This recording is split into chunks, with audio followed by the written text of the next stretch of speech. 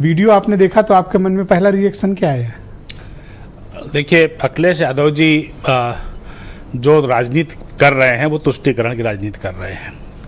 तो सनातन का विरोध के अवसर उनको जब भी मिलते हैं वो उसका उपयोग करते हैं।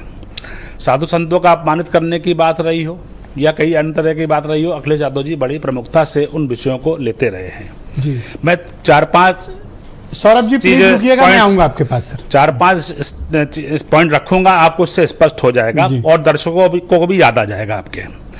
जैसे उन्होंने अनिरुद्धाचार्य जी से सवाल जवाब किया तो कृष्ण तो सर्वव्यापी हैं, योगेश्वर कृष्ण कहा जाता है, उनके तो 1000 नाम हैं और अनंत नाम है। उसको एक नाम के पीछे ला करके कहना कि आपके रास्ते अलग हैं। उसी तरीके से उन्होंने पहले भी बागेश्वर धाम के ऊपर भी कहा था कि अंडर द टेबल दक्षिणा लेते हैं, इनको बुलाना संभव नहीं है अपने घरों में। यानी कि एक जो स्थापित संत हैं, महात्मा हैं, उनको भी अपमानित करने की बात है। साधु संतों को मठाधीश और माफिया से तुलना करना, ये भी अखिलेश यादव जी कह चुके हैं, जबकि ये मठों की परंपरा सदियों से चली आ रही है। ये भी उन्होंने कालांतर में बातें कही हैं। भाजपा को दुर्गंध पसंद है सर, पहला राउंड है। भाजपा को दुर्गंध कर लें अपने बारे में जवाब। भाजपा को दुर्गंध पसंद है, इसलिए वो गौशाला बनाते हैं।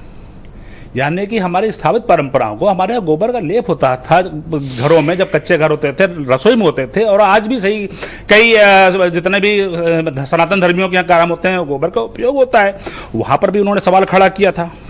कांवड़ यात्रा जब हो रही है, उसकी अच्छी व्यवस्था हो रही है, आपके समय पे तो पथराव होते थे, बम चलते थे। हम उसको आप अराजक श्रेणी में ला रहे हैं, 1-2 घटनाओं को लेकर के अराजकता बता दे रहे हैं।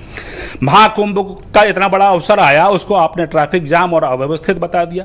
अरे कब नहीं होता है वहाँ पे भीड़? हमेशा से वहाँ पे लाखों करोड़ों लोगों की श्रद्धा है, आते हैं, भीड़ में आते हैं, किसी को कोई शिकायत नहीं। लेकिन आपने टिप्पणी करके उस पर क्रिया किया।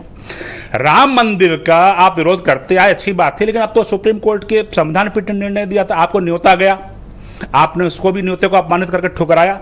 ये आपका सनातन धर्म का विरोध बताता है। रामचरितमानस पर आपके एक राष्ट्रीय महासचिव ने अभद्र टिप्पणियां करी, उनको जलवाया, आपकी मूक सहमति रही, क्यों चुप रहे आप? यानी कि यह आपकी एक योजनाबद्ध तरीका था। प्रत्यय जलाने पर भी आप चुप रहे। मैं यही जानना चाहता हूं, समाजवादी पार्टी की सरकार जब थी, आज तो सरकार में वो नहीं है, जब सत्ता में थे तो अयोध्या में पंचकोसी परिक्रमा को रोक दिया और साधु संतों पर लाठी चलवाई। वर्तमान शंकराचार्य अभिमुक्तेश्वरानंद को और उनके बटुक शिष्यों को बनारस के अंदर जो है रात में लाठियों से पिटवाया। तो कई सारी ऐसी घटनाएं हैं, अगर आप जोड़ लेंगे तो ये अखिलेश यादव जी की सोची समझी रणनीति है। आपने भी इंटरनेट पे देखा होगा और हमने भी कुछ उसका हिस्सा आपके समक्ष प्रस्तुत किया। आपको कौन सी नाइत्तेफाकी है? इस वीडियो के किस हिस्से पर नाइत्तेफाकी है? नहीं, ना इत्तेफाकी वाली बात नहीं है। या तो आप धर्माचार्य हैं, अगर अखिलेश यादव जी वाकई धर्म को अच्छे से जानते हैं, व्याख्या कर सकते हैं, तो उनका स्वागत है।